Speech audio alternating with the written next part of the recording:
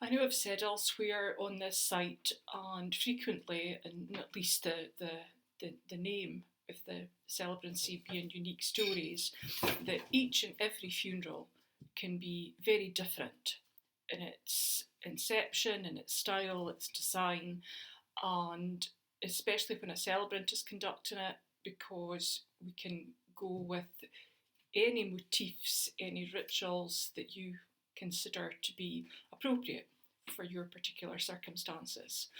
But this week I was thinking about it again, and I'm still of a mind that there is a very strong tradition attached to funerals, and quite rightly, we've discussed elsewhere why that is and how important the ritual is of that and where it comes from. But I do feel that perhaps people don't always know what is possible and where they can introduce different things. For example, I did 3 services over the last 3 weeks, and they were all very, very different for different reasons, good reasons. Of course, they all had a opening, a eulogy, they had music, they had a closing, but the tone and the content varied fairly significantly. In one in particular, we, while chatting, discovered that the deceased had made small wooden kists, which were particularly beautiful, and they'd never been put to any particular use during his lifetime. And when his daughters were talking about them, we discussed the role that they could play in the service. One became a memory box, the other two were filled with flowers that the daughters had put together personally and added to some other personal floral tributes they'd created, which produced an absolutely stunning tribute to their dad and something very, very personal. And that was just something that came out of the discussion about his life and how he'd lived it. And I think that one of the main questions that we really should be asking ourselves is, how do we want them remembered?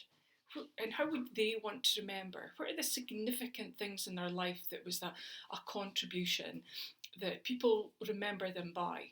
Now, that might not always be as dramatic as it sounds.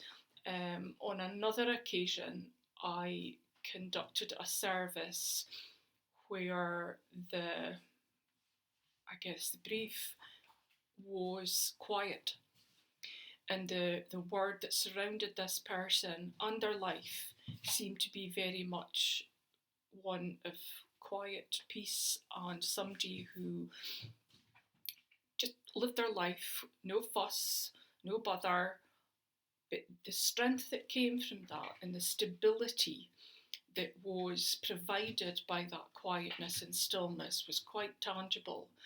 And it was important, I think, to respect it and not have the service be anything but quiet in itself, and to indulge lots of words and eulogising probably wasn't the right thing to do. And the family on this occasion, there was music. They certainly didn't want any picture show. They didn't feel that suited this individual, but the music was provided by a member of the family, which added an incredibly personal touch again. And in its own way, the songs chosen were very much underlining that often we don't say very much, but it doesn't mean that we don't feel it and that the emotion isn't there. And we don't need to be shouting it aloud every 5 minutes for it to be felt. And I think that the funeral very much reflected that quietness. So there's loads of ways that you can think about these things and lists of adjectives and describing words. Was the person playful? Were they colourful? Were they tranquil? Is the event one of tragedy and therefore requires a gravitas and a reflection of that assists? in the coming to terms, if possible, with the events? Is it a service that artefacts that surrounded that person's life? Were they book lovers, music lovers? Did they paint? Was it their garden? What was it that was around them that you could say fairly easily was identifiable with them? And how can you introduce that into the funeral service? There are multiple ways. Those can be brought in and surround a casket. Those can be buried or cremated with a casket, or it can simply be something that dresses a catafalque. It can be used significantly during the eulogy and held up and talked about and talked to. And for example, in books or paintings, that could be a strong motif in the eulogy.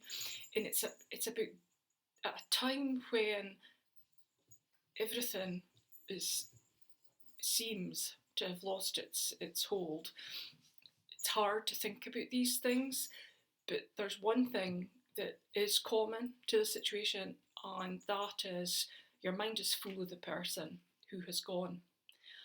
And it's worth engaging with what that memories and thoughts are telling you and what they represent and how you believe the best of them can be celebrated, demonstrated,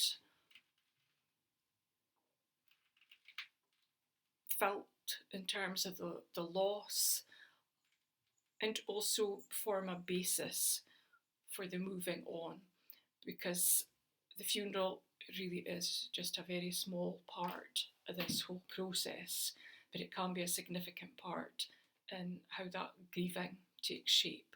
There are multiple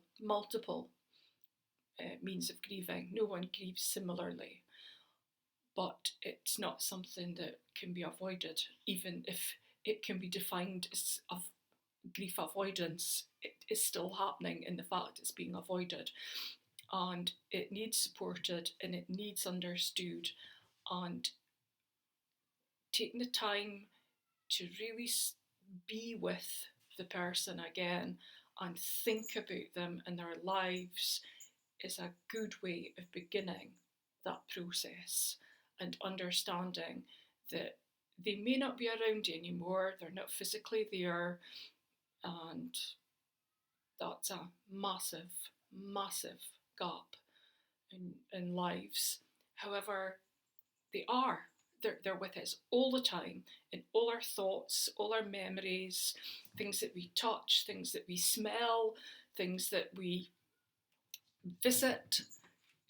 Those people travel with us in our heads, and that's how we manage to allow grief to become a natural part of our growth and our existence.